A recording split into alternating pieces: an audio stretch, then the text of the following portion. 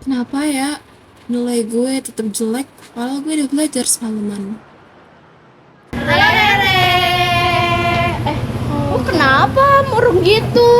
Iya nih tumben banget. Jadi tuh gue tadi kan kita ujian ya, gue tuh udah belajar semalaman nggak perlu begadang, tapi tuh nilainya tuh tetap jelek-jelek juga. Padahal gue juga udah nyiapin contekan tahu kayak gue merasa tuh sia-sia aja gitu gue belajar semalaman. Gue ngerti banget kok perasaan lo, Re. Tapi coba lo pikir lagi deh. Kalau lo nerapin sistem metode belajar kebut semalam, itu nggak bakal efektif buat lo. Apalagi soal contekan itu ya, namanya tuh lo nggak jujur sama kemampuan diri lo sendiri. Nah, kalau kata gue mah ya, itu tuh nggak bakal bikin lo bener-bener paham sama materi yang udah dipelajarin. Iya juga ya, apa yang salah dari proses belajar gue? Menurut gua nih ya, kita tuh perlu tahu cari cara belajar yang lebih efektif untuk mahasiswa kura-kura kayak lo. Bener banget, Tre. Lu tuh bisa pakai sistem priority mapping. Jadi tuh tiap harinya lo bikin rangkuman materi dari dosen. Nah, lo tuh harus nyelesain tugas-tugas mereka for first. Lo but sure aja. Nah, Ya, betul. pasti tuh bakal banyak waktu senggang buat kegiatan sama agenda lo yang lainnya. Wah, must try banget. Gue akan coba di ujian gue ke depannya. Tips-tips kalian. Bismillah ya guys. Amin. Gue juga punya tahu beberapa catatan yang mudah dipahami dan itu bisa ngebantu lo buat memahami beberapa materi yang kelewat kemarin. Oh, terima kasih ya Caca. Gue bakal pakai ini. Terima kasih Caca dan Nael atas sarannya.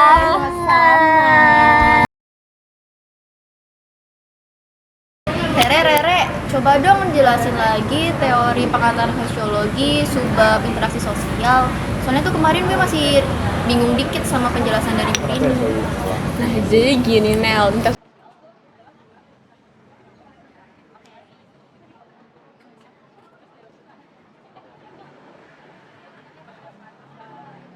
Wah, udah jago banget nih sekarang lo ngejelasinnya.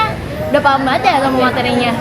Iya bener banget, berkat bantuan kalian berdua aku jadi bisa mengerjakan ujian tadi. Dan gue jadi tahu sistematika belajar efektif gitu. Makasih ya semuanya, jadi gue nggak takut lagi sama materi sosiologi. Makasih Nel dan Caca. Sama-sama.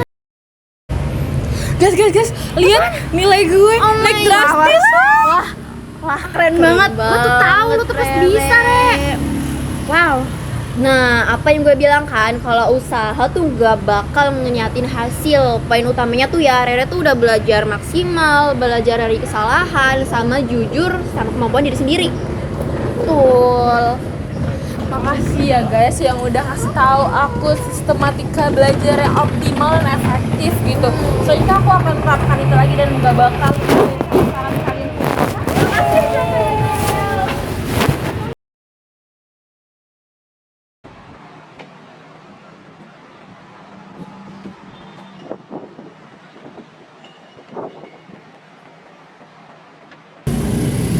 Duh gimana ya, gue bisa cum laude.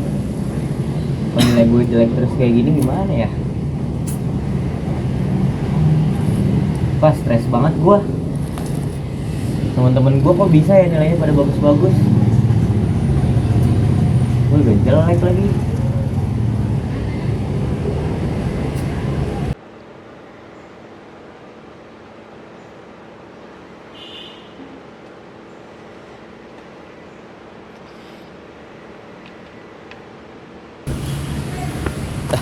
Itu kayak anak prodi sebelah deh. Oh, asik banget mereka ya. Coba dah. Ini miras nih. Cobain deh. Buset. Lu berdua habis minum nih. Gue udah kacau bro ini bro. Buset udah sisa segini. Masa gue disisain segini? Ya udah Asik cobain banget, coba ya. kali anjing.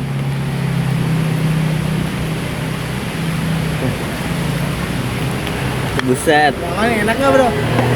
Ahli bro. Apaan nih? Mantep banget. Ini ras bro. Buset. Gue lagi kacau sih sebenarnya, lu bertiga sama gue berarti kacau juga nih semua. Lebih kacau bro. Lu Buset. gara-gara apa? Nilai gue jelek banget. Gue ada makanan sehari-hari tuh mah bro. Yaudah gue join berarti ya sini ya. Esok duduk.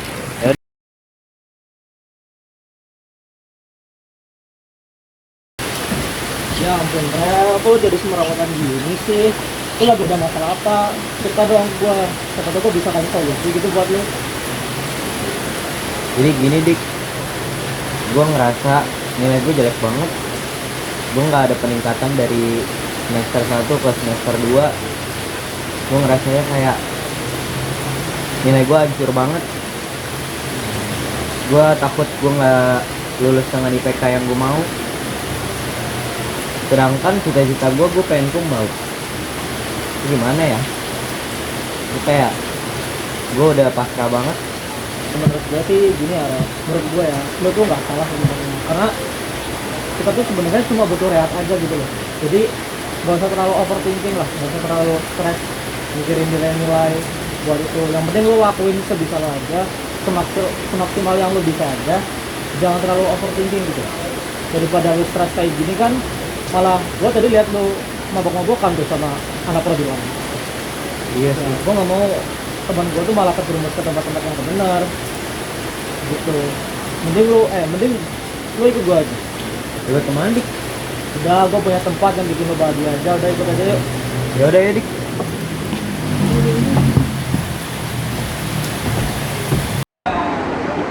Itu museum dik.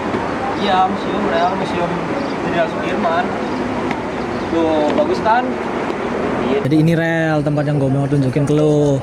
Itu Museum Besar Jenderal Sudirman. Nah, ntar di dalamnya tuh lo bisa ngeliat gimana sih perjuangan Jenderal Sudirman dulu waktu ngusir penjajah. Lo juga bisa lihat nih dari tembok-temboknya kan, kayak relief-reliefnya. Relief gambar sih. Nah, gitu. Jadi gue bisa belajar banyak di sini. Iya, betul. Sekalian refreshing juga sih, banyak Iya. taman.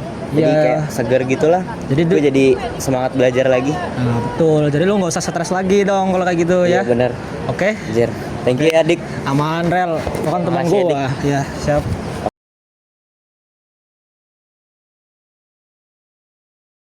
Halo Gensut. Nah, kenalin aku Puput yang akan menjadi news anchor pada kali ini yang bakal bawain berita terkini. Kita sekarang lagi di Museum Jenderal Sudirman. Teman-teman, kita sebagai mahasiswa Unsut pastinya harus tahu dong sama nilai-nilai kejuangan yang ada di dalam diri Panglima Besar Jenderal Sudirman. Nah, di video kali ini kita mau bahas tentang 4 nilai kejuangan Panglima Besar Jenderal Sudirman. Yang pertama, kita bakal bahas tentang kejujuran, resiliensi, pendidik, dan nasionalis. Nah, 4 nilai kejuangan itu nantinya bakal dijelasin sama rekan-rekan saya. Makanya jangan lupa ditonton videonya sampai akhir ya teman-teman. Adalah kesesuaian antara perkataan dan perbuatan, antara informasi dan kenyataan. Jujur adalah perilaku yang baik. Jenderal Sudirman menerapkan nilai kejujuran dalam memimpin pasukannya dan dalam membuat strategi. Dia selalu menggunakan data yang akurat dan tidak pernah menggunakan asumsi atau informasi yang tidak pasti. Jenderal Sudirman juga memiliki hubungan yang baik dengan masyarakat. Karena sifat jujur dan terbukanya, ia disenangi dan juga didukung untuk tujuannya memerdekakan Indonesia. Resiliensi adalah sebuah tindakan di mana kita harus mampu menghadapi sebuah masalah dan tindakan. Setiap kita memiliki masalah, kita harus berusaha untuk melaluinya dan bukan malah meninggalkannya. Kita harus menyelesaikan masalah agar masalah tersebut dapat dipecahkan.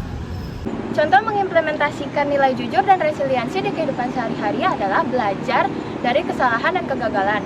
Dengan jujur kepada diri sendiri dan mengambil pelajaran dari pengalaman, kita menunjukkan jiwa resiliensi yang kuat.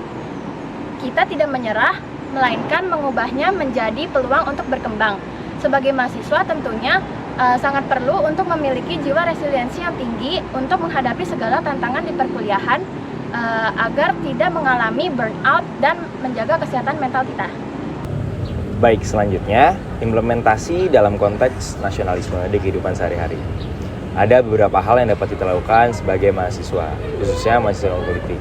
Yang pertama, yaitu kita harus selalu tahu dan juga mencari informasi seputar pemerintah Indonesia. Yang kedua, kita harus mendukung UMKM-UMKM kecil dalam bentuk nasionalisme. Dan yang ketiga, kita juga harus mencintai produk lokal.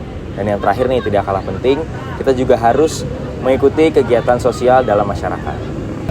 Contoh implementasi lainnya yaitu mampu mengendalikan stres dengan baik. Tentunya stres adalah hal yang wajar teman-teman, namun kita harus bisa bangkit kembali dengan melakukan kegiatan-kegiatan positif, apalagi jika kegiatan tersebut kita kolaborasikan dengan kecintaan kita terhadap negara. Misalnya seperti mendalami hobi berolahraga hingga mencapai perhelatan nasional bahkan internasional, serta menjunjung tinggi nilai-nilai yang ada di Indonesia ini.